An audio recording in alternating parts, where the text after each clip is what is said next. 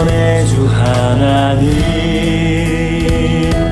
공의로 세상을 다스리시네. 주를 경외하는 자들에게 부어주시는 놀라운 주님의 영광.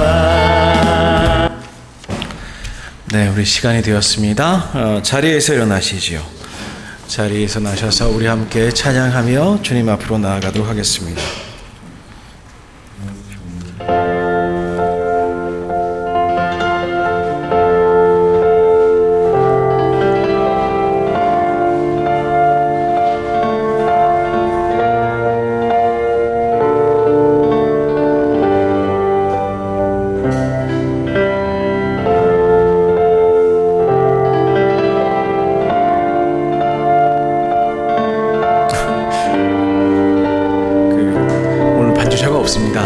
그냥 우리 부르도록 하죠. 사랑의 나눔. 사랑의 나눔 있는 곳에 하나님께서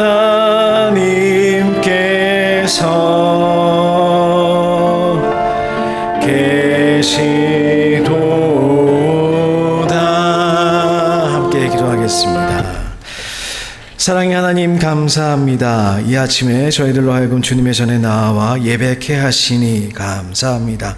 이 시간 저희들 우리의 능력이 되시는 하나님을 향하여 기쁘게 노래하고 또 기쁘게 기도하며 주님의 놀라우신 뜻을 예배 가운데 함께 깨달아 아는 시간 되도록 인도하여 주옵소서. 예수님의 이름으로 기도하옵나이다. 아멘. 찬송가 6장 함께 찬양하겠습니다.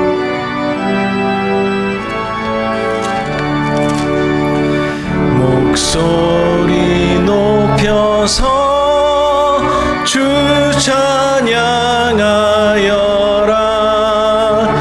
왕과 권세와 존귀와 위엄을 오늘이 다스리시는 만왕의 왕께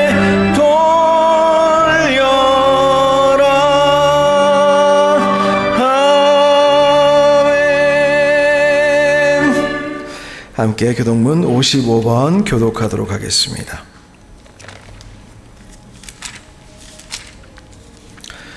여호와께서 집을 세우지 아니하시면 세우는 자의 수고가 헛되며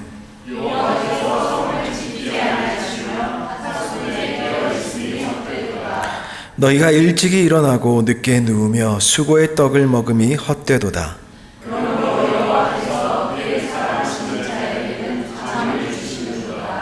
보라, 자식들은 여호와의 기업이요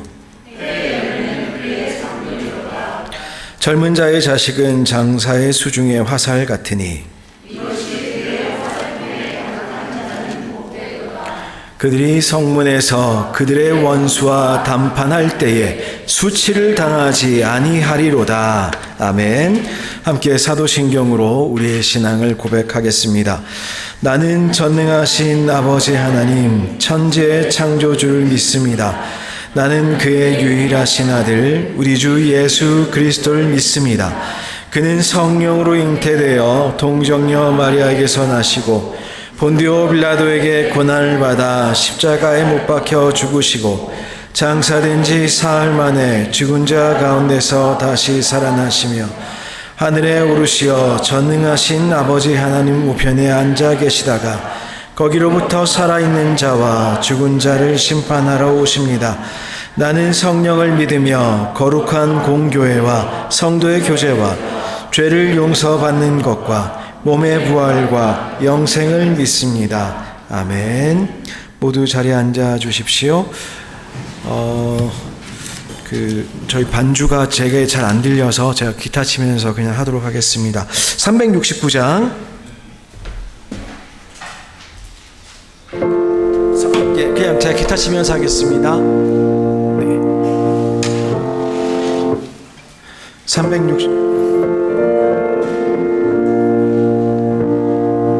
소리를 그냥 내리시면 될 것 같은데. 네. 369장.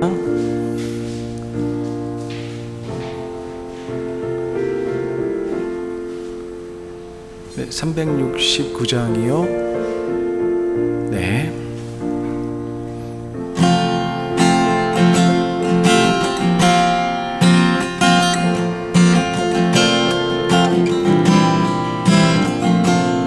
죄짐 맡은 우리 구주, 죄짐 맡은 우리 구주, 어찌 좋은 친구인지, 걱정 근심 무거운지 우리 주께 맡기세.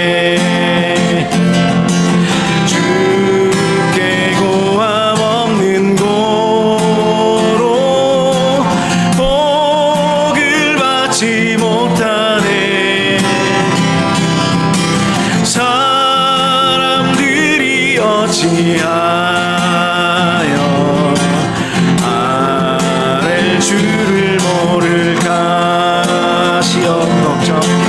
시험 걱정 모든 괴로움 없는 사람 누군가. 부질없이 낙심 말고 기도드려 아뢰세. 이런 진실하신 친구 찾아볼 수 있을까. 우리 약함하시오니 어찌 아니하릴까. 근심 걱정 무거운지 아니 진짜 누군가. 피난처는 우리 예수 주께 기도드리세. 세상 친구 멸시하고 너를 조롱하여도 예수 품에 안기어서 참된 위로 받겠네.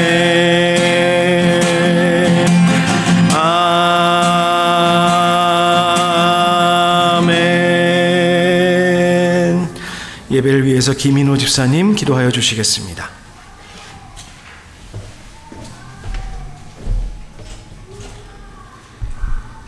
사랑과 은혜가 많으신 하나님 아버지, 오늘도 저희가 한자리에 모여 아름다운 교회 교우들과 함께 아버지께 예배하게 하시니 감사합니다. 항상 바쁘고 치열한 일상을 살아가지만 이 예배 시간만큼은 각자의 무거운 짐을 잠시 내려놓고 주님 앞에 예배의 기쁨으로 나아가게 하여 주시옵소서. 주님, 이곳 멕시코 땅에서 하루하루를 성실하게 살아가고 있는 저희 아름다운 교회 성도들의 삶을 주님께서 기억해 주옵소서. 또한 익숙하지 않은 문화 속에서도 가족을 위해, 믿음을 위해 애쓰는 저희들에게 하나님께서 힘을 더하시고 저희가 하는 일마다 정직함과 신실함 위에 복을 더하여 주심에 감사합니다. 주님, 특별히 육신의 연약함으로 개인적인 사정으로 예배에 함께하지 못한 성도들이 있습니다. 온라인 예배로 그 마음까지도 함께하여 주시고 주님의 위로와 치유의 손길이 그들에게 닿게 하옵소서. 지친 몸에는 회복을, 염려 가득한 마음에는 평안을 부어 주시옵소서. 또한 저희가 함께 동역하는 박지만 선교사님과 김창하 선교사님의 사역 위에 늘 성령님의 이끄심과 보호하심이 함께 하시길 기도합니다. 경제적으로, 영적으로 지치지 않도록 붙들어 주시고 그들의 헌신이 열매 맺는 기쁨으로 이어지게 하옵소서. 주님, 다음 주인 10월 첫 주는 전교인 출석주일입니다. 멀어진 이들이 다시 돌아오게 하시고 처음 교회를 찾는 이들이 따뜻한 사랑을 경험하게 하옵소서. 우리가 누군가를 초대할 때 그 한 사람 한 사람을 향한 주님의 깊은 마음이 전해지게 하시고 예배가 회복되고 교회가 성장하고 성숙하며 부흥하는 아름다운 교회 되게 하옵소서. 예배를 준비하는 각 부서와 손길 위에 축복에 축복을 더하여 주시옵고 특히 미래 세대를 양육하는 교육부서 위에 하나님의 사랑이 더하여 주시옵소서. 오늘 예배 가운데 말씀 전하실 손승진 담임 목사님에게 성령님이 임하셔서 목사님을 통해 저희들에게 주시는 하나님 말씀이 우리 모든 아름다운 교회 성도들 마음에 살아 역사하게 하시고 세임 얻는 시간 되게 하옵소서. 예배를 통해 우리의 삶이 다시 동돈되고 일상 속에서도 주님을 바라보는 눈을 잃지 않게 하옵소서. 모든 것을 감사드리며 예수 그리스도의 이름으로 기도드립니다. 아멘.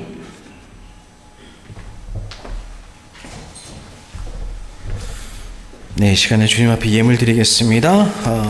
우리 내게 있는 향유옥합 1절 함께 부르시면서 준비하신 예물 주님 앞에 드리도록 하겠습니다.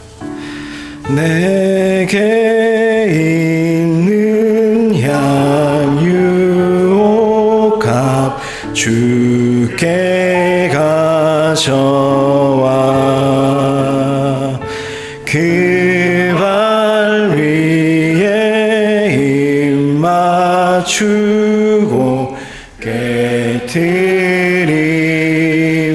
깨드립니다. 나를 위해 험한 산길 오르신 그 발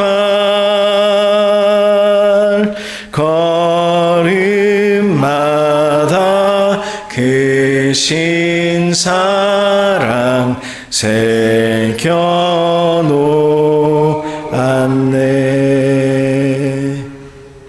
아멘.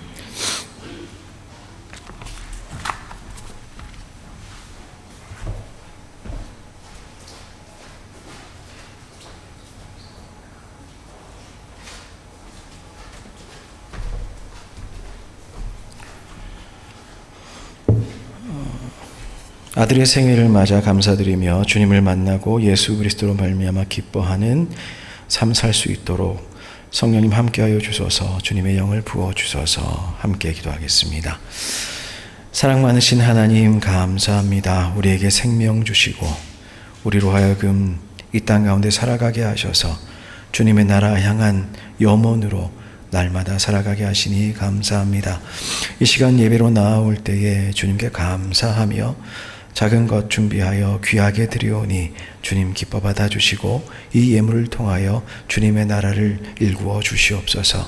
아버지 하나님, 예물 드린 아름다운 교회의 모든 권속들을 기억하여 주시고 그들의 기도와 아버지 하나님 주님께 나아가서 간구하는 모든 제목들을 주님 응답하여 주시고 함께 하셔서 늘 주님의 나라 안에 있게 하시고 주님 안에 살아가게 하셔서 늘 부족함 없이 참 평안 가운데 살아가도록 인도하여 주옵소서. 부족한 건 늘 채워주실 줄 믿습니다. 감사함으로 늘 주님께 나아오게 하여 주옵소서. 예수님의 이름으로 기도하옵나이다. 아멘. 네, 교회 소식 전하도록 하겠습니다. 아름다운 교회 오신 여러분들 주님의 이름으로 환영하고 또한 축복합니다. 2부 예배 후에는 여전도의 올예회가 있겠습니다. 그리고 또한 제자반도 있습니다. 기억하여 주시고 모두 다 참여하여 주시면 감사하겠습니다. 10월 첫 주일, 다음 주일입니다. 10월 5일에는 전교인 출석 주일이 있겠습니다. 위에서 우리 다들 기도하여 주시고 수고하여 주셔서 저희들 다음 주에 전교회 출석주일 잘 보낼 수 있도록 준비하여 주시면 좋겠습니다. 하여 광고드립니다. 다음 주는 일부 예배가 없겠습니다. 일부 예배가 없으니 참고하여 주시고 모두 다 2부 예배 오셔서 함께 교제하시고 또 함께 식사 나누시고 그러면서 저희들 함께 교제하도록 하겠습니다. 네, 오늘 원래 찬양 예배인데요. 반주자 사정이 있어 저희들이 이렇게 또 정통 예배로 드리게 되었습니다. 제가 오늘 아침에 주사를 한 대 놔주고 왔는데요. 매일 줘야 됩니다. 잘 놓을 수 있도록 기도하여 주시면 감사하겠습니다. 큰일은 아니고요. 금방 회복될 것입니다. 기도하여 주시면 감사하겠습니다. 오늘 주시는 하나님의 말씀 함께 살펴보겠습니다. 누가복음 19장 1절로 10절까지의 말씀입니다. 누가복음 19장 1절로 10절까지의 말씀. 네, 다 차신 줄 알고 제가 봉독하도록 하겠습니다. 이 말씀은 하나님의 말씀입니다. 경청하십시오. 예수께서 여리고로 들어가 지나가시더라. 삭개오라 이름하는 자가 있으니 세리장이요 또한 부자라. 그가 예수께서 어떠한 사람인가 하여 보고자 하되 키가 작고 사람이 많아 할 수 없어 앞으로 달려가서 보기 위하여 돌무화가 나무에 올라가니 이는 예수께서 그리로 지나가시게 되밀어라. 예수께서 그곳에 이르사 쳐다보시고 이르시되 삭개오야 속히 내려오라. 내가 오늘 내 집에 유하여야 하겠다 하시니 급히 내려와 즐거워하며 영접하거늘 무 사람이 보고 수군거려 이르되 저가 죄인의 집에 유하러 들어갔도다 하더라. 삭개오가 서서 주께 여짜오되 주여 보시옵소서. 내 소유의 절반을 가난한 자들에게 주겠사오며 만일 누구의 것을 속여 빼앗은 일이 있으면 내 갑절이나 갚겠나이다. 예수께서 이르시되 오늘 구원이 이 집에 이르렀으니 이 사람도 아브라함의 자손이미로다. 인자가 온 것은 잃어버린 자를 찾아 구원하려 함이니라. 아멘. 이 말씀으로 집으로라는 주제로 마지막 시간 우리 집에 라는 내용으로 말씀 나누고자 합니다. 우리 함께 기도하겠습니다. 사랑 많으신 하나님 감사합니다. 저희들 오늘 예배 가운데에 주님의 말씀 앞에 함께 모였습니다. 이 시간 주님의 말씀의 영광이 우리 모두를 덮게 하셔서 은혜만 충만하도록 인도하여 주옵소서. 예수님의 이름으로 기도하옵나이다. 아멘. 네, 한 주간 평안하셨습니까? 참으로 여러분들의 삶 가운데에 또 지난 한 주 가운데에 또 오는 한 주 가운데에 하나님의 은혜와 평강이 한이 없으시기를 소원합니다. 지난 한 주간도 참 많은 소식이 있었습니다. 도저히 이제 저는 그 뉴스를 보기를 포기해야 될 것 같습니다. 뭐가 뭔지 모르겠어요. 미국에서 벌어지고 있는 일, 한국에서 벌어지고 있는 일, 팔레스타인에서 벌어지고 있는 일, 우크라이나에서 벌어지고 있는 일, 예멘에서 벌어지는 일, 많은 사람들이 이야기합니다. 이제 3차 대전이 가까운 거 아니냐. 그런 이야기합니다. 그런 이야기 하시는 분들 가운데에 하시는 이야기가 이제는 명분이고 뭐고 없다. 각자 도생이다. 그러니까 냉전 시대에는 같은 생각이 있는 나라끼리 그룹을 지어서 서로 싸웠다고 하면은 이제는 같은 생각이 중요한 게 아니라 힘센 애들은 힘센 애들끼리 그냥 약한 나라 못 살게 구는 그런 시대가 됐다. 그거 그냥 뭐 그렇게 해도 괜찮은 시대가 됐다. 그러니까 지금 시대를 20세기보다 퇴보한 18세기, 19세기 그 이른바 식민주의 세기로 보는 것이 맞지 않냐. 그런 말씀들 하시더라고요. 세상이 도대체 어떻게 이렇게 돌아가는지 모르겠습니다. 그래서 참으로 저희들이 다시 한번 고민할 수밖에 없는 것이 어떻게 우리가 하나님의 은혜와 평강이 가득한 인생을 이 소란한 세상 가운데 살아갈 수 있을 것이냐. 이 가운데서 우리가 어떻게 인생 가운데에서 참으로 신앙의 길을 제대로 밟아서 걸어갈 수 있을 것이냐. 세상이 그렇게 염치 없는 세상이 되고 있다고 한다는 것은 사실 개인들의 삶도 마찬가지일 수 있다는 것을 의미합니다. 그냥 괜찮은 거예요. 그냥 그렇게 살아도 문제 없는 겁니다. 오늘날 사는 대부분의 사람들이 좀 그러한 마인드를 점점 더 가지는 것은 아닌가 하는 염려가 됩니다. 그 인생길 걸어가는 것이 쉽지 않죠. 그래서 저희들이 어떻게 본향을 향해 갈 것인가 라는 주제로 여러 가지 이야기를 나누었습니다. 우선 떠나야 도착할 수 있다는 말씀드렸습니다. 두 번째로는 우상을 버리셔야 되는데 특별히 자기 자신이라는 우상을 버리셔야 진짜 발걸음을 뗄 수 있다는 말씀드렸어요. 그 길이 두려울 수 있는데 지난주에 드린 말씀은 오히려 그것이 우리를 참으로 자유롭게 한다는 말씀을 드렸습니다. 근데 그럼에도 불구하고 이 세상 가운데 살아가는 우리들이 두렵지요. 고민되지요. 우리 힘으로 감당이 안 되지요. 그리고 이 순례길 가운데에서 우리가 꼭 만나야 할 분이 계신데 정말 하나님의 은혜와 평강이 우리 가운데 평강 충만하기를 원하고 그렇게 우리 살아가는데 우리가 꼭 만나서 같이 걸어가야 될 분, 그분을 만나셨습니까? 아니면 그냥 외로운 인생길 가는 거랑 뭐가 신앙생활이 다를 수 있겠습니까? 우리 인생길 순례라고 했을 때에 순례라고 하는 것은 과정을 말합니다.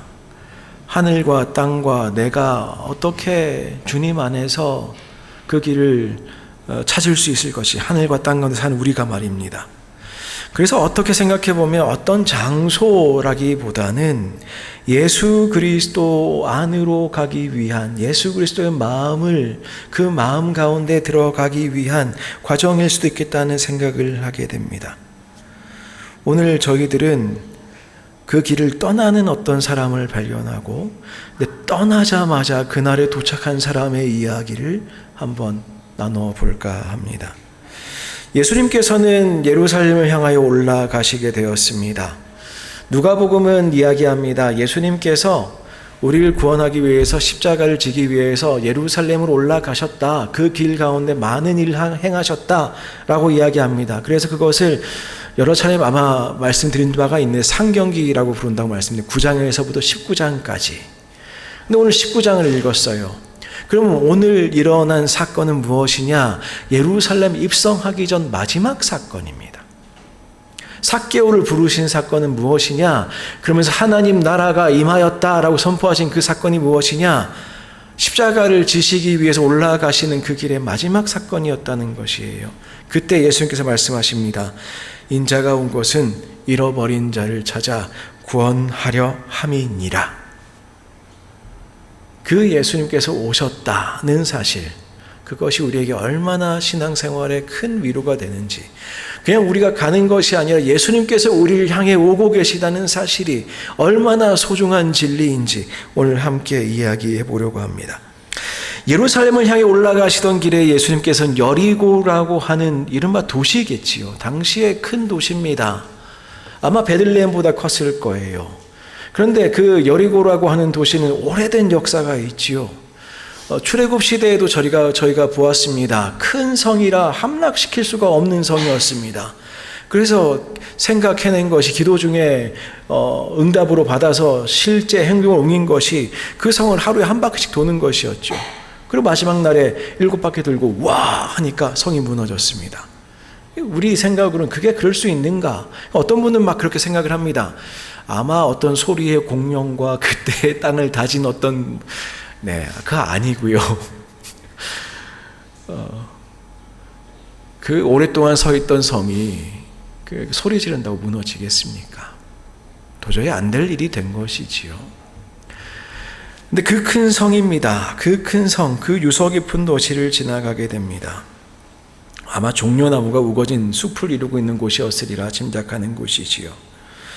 근데 도시라는 곳이 그렇습니다. 도시가 어떻게 생겼던가 성경은 이렇게 이야기합니다.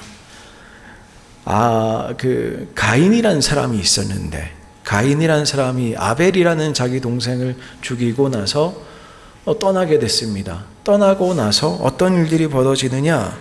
어떻게 살다가 하나님께 보호해 주셔가지고 결혼도 하고 아이도 낳고 그렇게 살게 됐어요. 에녹을 낳고 이를 기념해서 도시를 세웠다. 그게 첫 번째 도시의 이야기입니다. 도시라는 곳이 그렇지요. 굉장히 생활이 각박하고 힘듭니다. 저희 농촌에 사는 것과 도시에 사는 것의 스트레스의 차이는 비교할 수가 없습니다.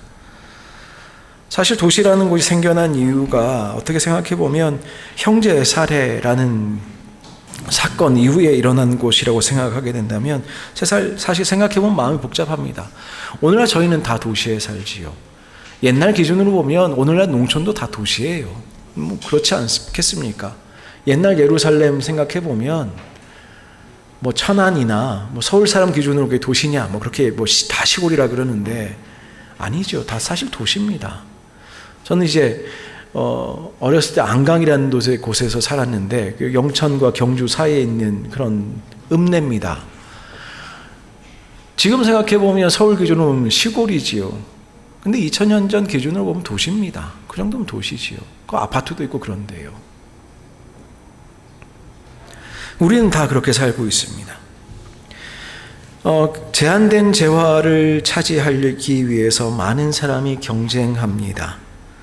다양한 사람들이 모여드는 곳이다 보니까 삶이 다양하게 보일 수도 있습니다. 그러다 보니까 인심은 각박할 수밖에 없고 분쟁의 소지가 많지요. 사람들이 악에 받쳐서 살아갑니다. 최선을 다한다는 말이 좋은 표현이고 나쁜 말로 얘기하면 어떻게든 살아남아야 되니까요. 악에 받쳐 살아갑니다. 이를 악물고 살아갑니다. 도태되지 않기 위해서 애를 씁니다. 경쟁이 삶의 원리가 됩니다. 자, 여리고라는 곳이 그 동네, 그 당시에 제법 큰 성이라는 말씀, 도시라는 말씀을 드렸습니다. 그러니까 일반인들도 살기 어려운 도시에 키가 작은 사람이 태어났습니다. 삭개오라는 사람이지요. 타고난 어떤 삶의 조건이 좋지 않으면 어떻게 잘 살 수 있겠습니까? 어떻게든 살아남아야지요. 우리가 삭개오라는 사람에 대해서 알고 있는 정보가 그렇게 많지는 않습니다. 두 가지 정도예요. 우선 첫 번째는 이름이 삭개오입니다. 삭개오 어느 나라 말 같으십니까?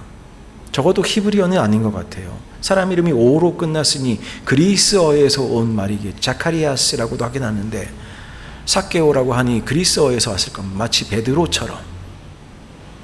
게파가 아니라 베드로처럼 그리스어에서 온 말입니다. 사카이라는 말에서 온 말이지요. 무슨 말이냐? 순진함 혹은 순결함, 정결함이라는 뜻입니다. 그 이름 속에는 이름을 지어준 사람의 소원이 있겠지요. 아마 부모님은 그 이름 지어줄 때에 우리 아들이 조금 몸이 불편하게 태어났는데 좀 정결하게 살았으면 좋겠다. 그래도 순전하게 살았으면 좋겠다. 그런 마음이 아마도 있지 않았을까 하는 생각입니다. 근데 현실은 그렇지 못했지요. 그러지 못했습니다. 삭개오는 민족 배신자로 낙인이 찍힌 채 살았습니다. 로마에 부역하면서 세리장에까지 오르게 그렇게 살았습니다. 다시 말하면 이름값을 하지는 못한 것처럼 보입니다. 말씀 앞에도 민족 앞에도 정치적으로나 하는 일에 있어서 순결하지 못했습니다. 우리가 아는 사실은 두 번째 사실은 그가 키가 작았다는 것입니다. 우선 첫 번째로는 이렇게 이야기합니다. 삭개오라 이름하는 자가 있다. 그런데 그 사람이 키가 작았다. 이렇게 이야기합니다. 이제 우리가 상상력을 조금 동원해 볼까요? 평균보다 조금 작은 게 아니라 아주 작았다고 성경은 이야기합니다. 그냥 요즘 병무청 기준으로 한국 남자의 평균 키가 174.5 그쯤 되는 것 같아요. 제법 커졌습니다. 그러니까 이제 174.5가 안 되시는 분들은 제법 작은 축에 속하는 시대가 오고 있는 것이지요. 그것보다 작아서 작다가 아니라 영어 성경에는 옛날 드워프라고 썼어요. 여러분들 이제 드워프가 뭔지 아시지요? 우리가 반지 제왕 봤지 않습니까? 반지 전쟁, 반지의 제왕인지 정확히 저도 기억이 안 나는데 그냥 너무너무 작았다는 말이에요. 너무너무 작았다는 말입니다. 그럼 이 사람이 뭘 해먹고 살 수 있었을까요? 가끔 우린 부모 탓할 때 있지요. 여러 가지. 그런데 부모는 사랑도 많은 것 같고 어떻게든 애써 주려고 하는데 그냥 태어난 신체적 조건이 그렇습니다. 세리로서의 삶을 선택한 것은 어쩌면은 핑계일 수 있겠습니다만은 다른 가능성이 별로 없었을 수도 있습니다. 무슨 기술을 배우기에도 일을 하기에도 키가 작습니다. 힘이 없습니다. 또 그뿐만이겠습니까? 키가 작았으니 요즘에 인권 같은 이야기도 하는 판에 그래도 신체적으로 좀 다른 사람들 우리가 학교나 어떤 사회에서 조금 차별적인 시야로 보고 있는 거 저희가 알고 있지요. 그 시절에는 어떻겠습니까? 아마 무시당했겠지요. 학창시절에 그랬겠지요. 뭐 학교가 우리와 같은 학교는 아니겠습니다만은 일을 배우고 공부하고 그런 동안에 늘 또 친구들과 노는 그 과정에서도 늘 무시당하는 일이 비일비재했을 것입니다. 그러면 그 사람 어떻게 살았겠습니까? 무시당하고 싶지 않았겠지요. 이 정도까지는 우리가 생각해 볼 수 있을 것 같습니다. 어찌됐든 그 사람은 세리장의 위치까지 올라갔으니 최선을 다해서 살았을 겁니다. 그런데 그냥 최선이 아니라 살아남기 위해서 최선을 다했을 것입니다. 악에 바쳐서 살았을 것입니다. 돈도 많이 모았습니다. 부자다라고 이야기하는 사람 많지 않습니다. 부자입니다. 나름 출세한 사람입니다. 근데 그의 마음속에는 채울 길 없는 외로움이 있습니다. 돈과 권력을 가졌으니 주변에 분명히 사람이 많았을 겁니다. 근데 여러분들, 오늘날 저희들이 뉴스만 봐도 알지만 돈을 매개로 한 관계나 권력을 매개로 한 관계나 하나같이 제대로 건강하게 지속되기 어렵습니다. 그렇게 사라지지 않는 법입니다. 여러분은 어떻게 살고 계십니까? 삶의 조건들이 제한적이라고 생각하실 때가 있으신가요? 어떻게든 지금도 당장 내일, 당장 내년 살아내야 하시잖아요. 그러면 정말 마음 터놓고 이야기할 사람은 혹시 있으신가요? 마음이 그래서 평안하신가요? 외롭진 않으신가요? 삭개오는 어떻겠습니까? 죄인이지요. 민족의 배반자지요. 다 낙인 찍었겠지요. 무슨 친구가 있고 무슨 외로움을 달래줄 사람이 있겠으며 주변에 있는 사람들은 다 하나같이 뭐 빼먹으려고 오는 사람들이었을 텐데, 근데 그 사람이 예수님 만났습니다. 예수님에 대한 소문을 들었겠지요. 오늘날에야 저희들이 무슨 유튜브도 있고 인터넷도 있고 알아보고 싶으면 알아볼 수 있고 녹화된 거 있으면 보면 되고, 근데 소문만 들리죠. 아, 그런 사람이 있대더라. 사람들을 만나면 사람들이 막 낫고 막 사람들이 막 그 말씀에 힘을 얻더라. 그런데 그뿐만 아니라 누가복음에서 이 말씀하는 우리에게 보여준 예수님이 어떤 분이냐? 연약한 자들을 사랑하시고 죄인들의 친구가 되어주시고 경멸하거나 정죄하지 않으시는 분이라고 누가복음은 계속 이야기하지요. 보고 싶었겠지요. 삭개오 보고 싶었을 겁니다. 예수님 누구신가 궁금했겠지요. 세관 밖으로 자신의 사무실 밖으로 뛰어나갔을 겁니다. 근데 예수님 안 보여요. 그렇다고 포기할 수가 없습니다. 그러니까 예수님 오실 길을 예상하고 오늘 보면 그리로 지나가시게 될 길 위로 올라가서 거기에 있는 나무에 올라갑니다. 목마름이 올라가게 합니다. 우리가 어떤 목마름을 가지고 있는가? 사실은 우리의 삶에 여러 가지 모순들이 있죠. 어떻게든 살아남아야 하고 어떻게든 인생 잘 살아가야 되고 가족 잘 건사해야 되고, 근데 한편으로 마음속에서는 늘 채워지지 않는 공허함이 도사리고 있지요. 근데 예수님을 만났습니다. 예수님이 삭개오가 오른 나무 앞에 멈춰 서셨습니다. 그곳에 이르사 쳐다보시고 이르시되, 나무 밑으로 예수님께 지나가시면서 위에 있는 삭개오를 보시면서 말씀하셨습니다. 삭개오야, 어서 내려오너라. 속히 내려오너라. 내가 오늘 내 집에 유하여야겠다. 예수님의 음성에 어떤 멸시나 경계나 정죄가 없었던 것 같습니다. 어떻게 하셨는지 이름도 알고 계십니다. 깨끗한 사람아, 순전한 사람아, 내려오너라.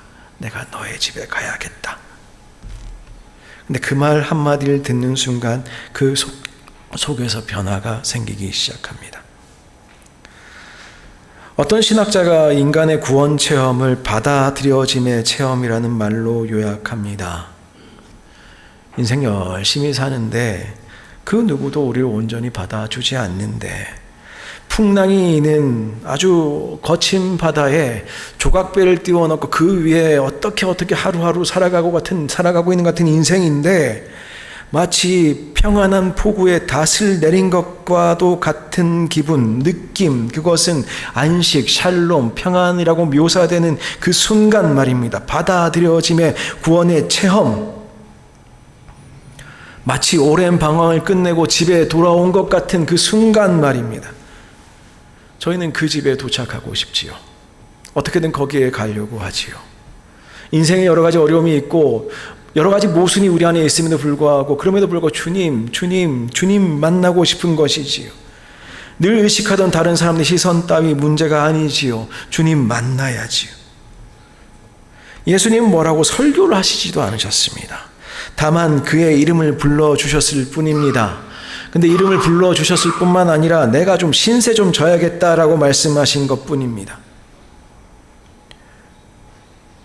삭개오가 한 일은 사실 보면 아무것도 없습니다. 나무에 올라갔지요. 그거 누가 알아줍니까? 아무도 알아주지 않지요. 존 웨슬리라는 사람이 옛날에 있었습니다. 그분 덕에 감리교라고 하는 교회들이 세워지기 시작하는데, 이제 이분이 하신 말씀 중에 굉장히 재미있는 교리적 용어가 하나 있어요. 그게 뭐냐면 선행하는 은총입니다. 선행 은총이라고도 이야기하는 거예요. 뭐냐 하면은 하나님이 부르실 때에 인간이 응답할 수 있도록 하나님께서 은총으로 준비해 두신 것들, 부르실 때에 할 수 있도록 준비해 두신 것들, 그 은총이 아니고선 부르심에 응답할 수 없다라고 웨슬리는 이야기한 바가 있습니다. 여러분의 삶에 해결되지 않는 모순들이 있지요. 이 세상 살아가면서 해결되지 않는 모순들이 있죠. 갈증이 있죠. 갈망이 있지요. 가끔 우리는 그것이 고난이라고 생각하고 고통이라고 생각하고 어려움이라고 생각하고 그것 때문에 절망할 때가 있는데, 그런데 믿음의 눈으로 보면 그게 은총이었다는 것입니다. 은총이었다는 것입니다.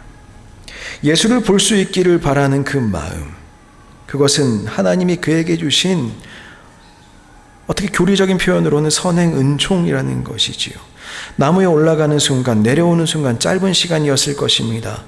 모든 것이 바뀌었습니다. 이전에 알던 삭개오는 죽었습니다. 무시당하지 않게 악착같이 간혹 악랄하게 살았으리라 생각되는 삭개오, 자기 이름값 못하고 살았던 삭개오는 죽었습니다. 이제 이름처럼 순결하여진 삭개오가 내려옵니다.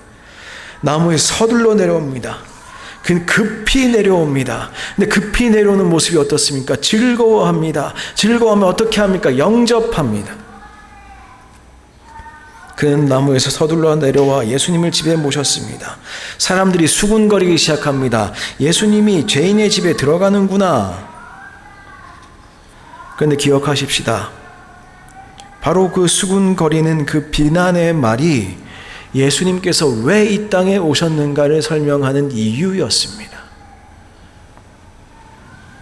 신앙생활 이어가는 것이 참 감사하고 참 기쁘고 늘 행복하고 합니다만은 가끔 우리 안에 해결되지 않는 문제들이 있지요. 얼마 전에 이런저런 설교 말씀 클립을 좀 보다가 어떤 목사님이 그렇게 얘기해요. 그 목사님들이 설교단에 서실 때 그런 얘기 많이 하죠. 하나님 은혜로 앞에 부족한 사람은 다 가려주시고 하나님 말씀만 들리게 하여 주옵소서. 근데 그럴 수 있냐는 거죠. 우리가 뻔히 저 사람 다 아는데, 앞에 선 사람 뻔히 다 아는데 그 성질머리하고 그가 하는 짓과 그걸 다 아는데 어떻게 그럴 수 있느냐. 그럼에도 불구하고 계속 올라와 설교한다는 거죠. 그 사람도 뻔히 넘어지고 그랬을 것인데 올라와서 설교하는 그거 보고 사실 사람들 어떻게 보면 위안받을 수도 있다. 이제 그런 말씀이신 것 같아요. 우리가 어떻게 완벽할 수 있습니까? 누가 완벽할 수 있겠습니까? 우리의 인생길 걸어가는 우리의 그 본향으로 향하는 우리의 순례길이 어떻게 완벽할 수 있겠습니까? 근데 예수님께서는 어떻게 하신다고요? 죄인의 집에 들어가신다고요. 우리가 완전해서 그 여행의 끝이 나는 것이 아니라 주님께서 우리에게 오시기 때문에 그것이 그 우리의 여행이 비로소 끝이 난다는 것입니다. 그러거나 말거나 예수님은 누가 뭐라고 하거나 말거나 예수님께서는 원하셨고 기꺼이 삭개오의 손님이 되셨습니다. 예수님이 자리에 앉자 삭개오는 누구도 예상치 못한 이야기를 합니다. 자기의 재산 절반을 팔아서 가난한 이들을 위해 쓰겠다는 거지요. 자기의 지위를 이용해서 사람들에게 강제로 빼앗은 강탈한 것이 있으면 4배로 갚겠다고 이야기합니다. 그동안 그게 최고였습니다. 그렇게 벌어야 내가 무시당하지 않을 것 같았습니다. 그렇게 내가 권력을 행사해야 내가 비로소 사람들 위에 서 있는 것 같았습니다. 무시당하지 않으려고 악착같이 돈을 벌었습니다. 그런데 그렇게 그의 마음속에 가장 깊은 곳에 도사리고 있던 그의 우상이 보좌에서 쫓겨 내려온 순간입니다. 예수를 만났을 때 우리의 삶의 변화가 나타나야 됩니다. 회개를 설명하기 위해서 이야기하지요. 삭개오의 이야기입니다. 존재론적 변화의 시간.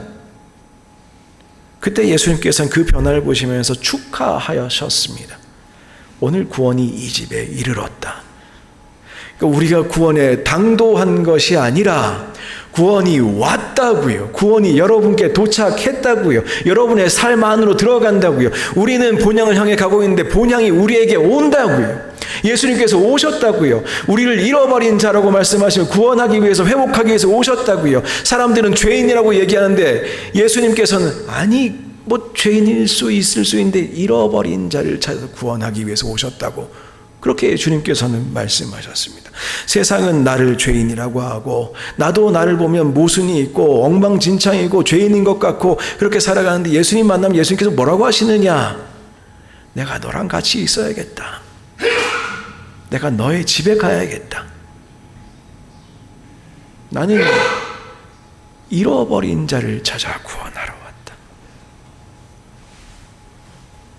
삭개오는 이제 자기 이름 제대로 살아낼 수 있는 사람이 되었겠지요. 예수님을 만나서 죄에 매여 살다가 그 죄로부터 자유함을 얻었으니 말입니다. 사람들에게 죄인이라고 손가락질 되던 그 사람에게 구원이 도착했습니다. 죄가 많은 곳에 은혜가 넘쳤습니다. 삭개오의 이야기를 제대로 이해하기 위해서는 우리가 또 다른 인물도 한번 볼 수 있었으면 좋겠습니다. 바로 18장의 이야기입니다. 어떤 관리의 이야기가 있는데 18절에 이렇게 되어 있지요. 선한 선생님이여 내가 무엇을 해야 영생을 얻겠습니까? 자, 율법 잘 지켰습니다. 그러니까 22절 이렇게 말씀하시지요. 내게 아직도 한 가지 부족한 것이 있으니 내게 있는 것 다 팔아 가난한 자들에게 주라. 그리고 나를 따르라. 안 되죠. 그거 안 되죠. 부자라고 해서 마음속에 갈급함이 없겠습니까? 관리도 갈급함이 있었고 세리도 갈급함이 있었습니다. 가난한 자는 갈급함 없겠어요? 갈급함이 있지요. 주여 주여 갈급함이 있지요. 진지하게 영생에 대해서 물을 수 있습니다. 근데 족쇄를 빼내지를 못합니다. 놓아야 됩니다. 버려야 떠날 수 있습니다. 그런데 그는 근심하면서 예수님을 떠나갔습니다. 그때 제자들이 충격을 받습니다. 왜냐하면 예수님께서 부자가 천국에 들어가는 것보다 낙타가 바늘길 통과하는 것이 더 쉽다. 그렇게 말씀하셨기 때문이에요. 이게 왜 그런가? 유대인들은요, 지금까지도 마찬가지입니다. 세상에 제일 부자들이 누굽니까? 유대인들이지요. 유대인들은 돈 잘 버는 거를 제대로 살아서 하나님이 주시는 복이라고 생각합니다. 그게 복의 개념이, 구약적 복의 개념이에요. 부유함은 경건한 사람에게 주시는 하나님의 선물. 그러니 부유하지 않은 것은 어떻게 생각하면은 경건하지 않게 산 사람의 모습입니다. 그러니 예수님의 말씀 충격적일 수밖에 없지요. 오랫동안 당연하게 받아들였던 복의 개념이 완전히 역전하는 순간이지요. 그러면 누가 구원받습니까? 우리는 그동안 말씀대로 율법대로 살면은 그래서 부자가 되는 것이 복 받는 것이 살았는데 자녀가 많아지는 거 그거 복 받는 거를 생각하고 살았는데 부자가 천국에 못 들어갔네. 그게 뭐 그런 말씀이 있습니까? 그럼 누가 구원받습니까? 예수님 대답 간단하죠. 다들 기억하시지요. 사람은 못하는데 하나님 하신다. 그리고 19장에 바로 나타난 게 바로 누굽니까? 삭개오 부자다. 근데 구원받았다.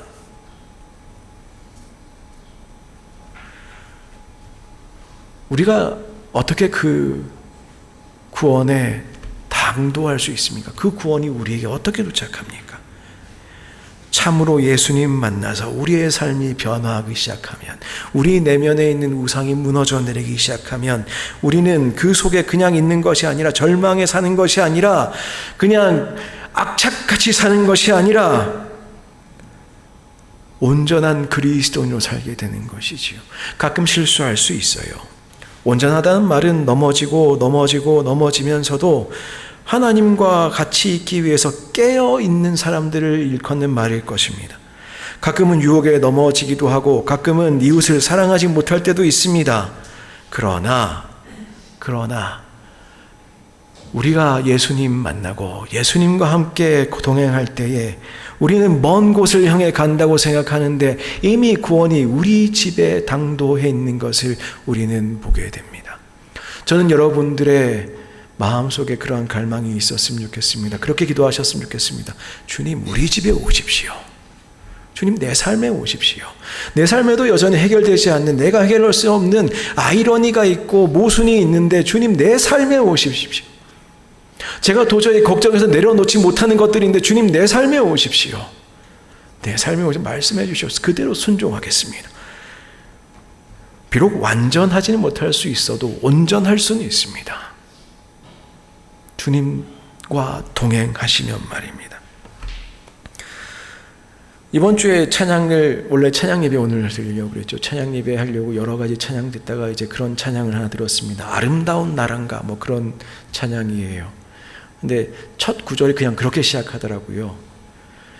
그가 우리를 향해 걸어오신다 뭐 그런 거예요. 여러분 걷고 계신가요? 가끔 걸을 힘이 없을 때도 있지요. 근데 눈을 들어서 아니면 뽕나무에 올라가 보면 우리를 향해 걸어오시는 예수님 보게 됩니다. 그럼 예수님 말씀하실 겁니다. 내려오너라. 그거 다 버리고 내려오너라. 내가 너네 집에 좀 가야겠다. 그 예수님 만나면 무슨 일이 벌어지느냐?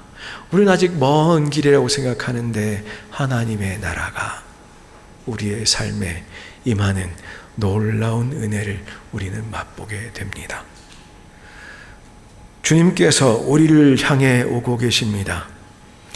우리는 외로운 순례길 가는 것이 아닙니다. 주님과 함께하고 있습니다. 그 주님 우리가 함께 동행하게 될 때에 해결되지 않는 여러분의 모순, 또는 우리가 이 세상을 보면서 갈망하게 되는 정의와 평화를 향한 갈망, 어떻게 해결될까요? 도저히 세상이 제대로 될까요? 아니요. 그런데 주님께서 오고 계십니다. 그래서 초대교회 성도들은 어떤 신앙으로 살았습니까? 마라나타의 신앙으로 살았습니다. 그 신앙이 여러분의 삶 가운데 회복되길 원합니다. 주님 오십시오. 주님 제 삶에 오십시오. 내일이라도 당장 오십시오. 아니 지금 오십시오.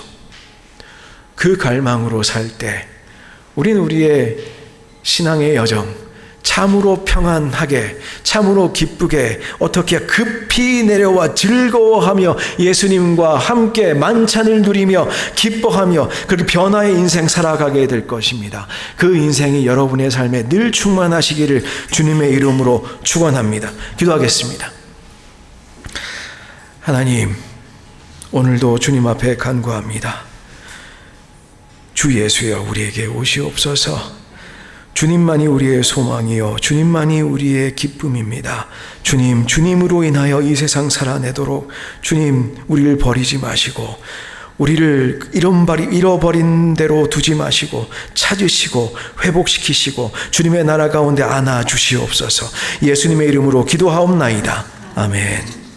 우리 모두 일어나셔서 함께 결단의 찬양하겠습니다.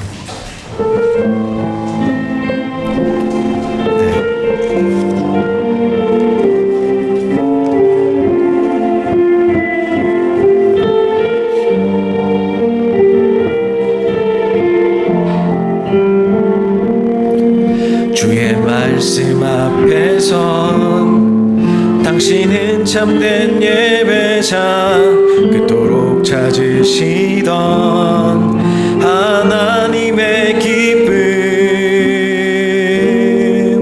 이 세상을 향한 거룩한 생명빛 되어 이 세상을 위한 구원의 소망 되어 영원한 하나님의 나라 함께 세워가리. 주의 부르심 따라 당신의 삶을 드릴 때 세상은 당신 안에서 주의 영광 보리라.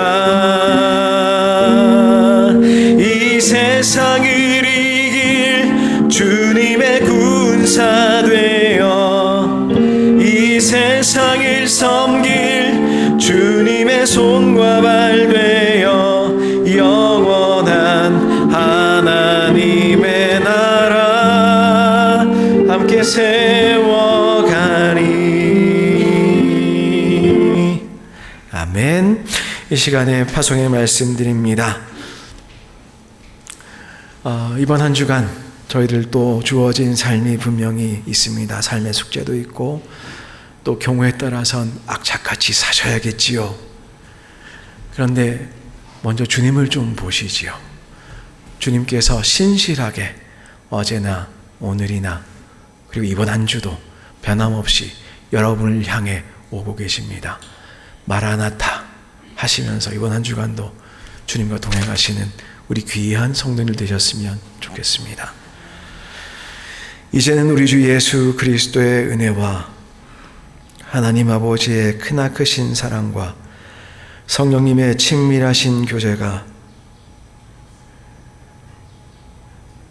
본향을 향하여 이번 한 주도 길을 떠나면서 주님을 의지하고 또 우리를 향하여 오시는 주님을 소망하고 바라보며 그 주님과 함께 동거하며 이 세상 이기며 살아가기로 다짐하는 모든 성도들 위해, 그들의 가정과 일터와 자녀들 위해, 또한 이 땅 멕시코와 우리의 조국 대한민국 위해 이제로부터 영원까지 함께 계시옵기를 간절히 축원하옵나이다. 아멘.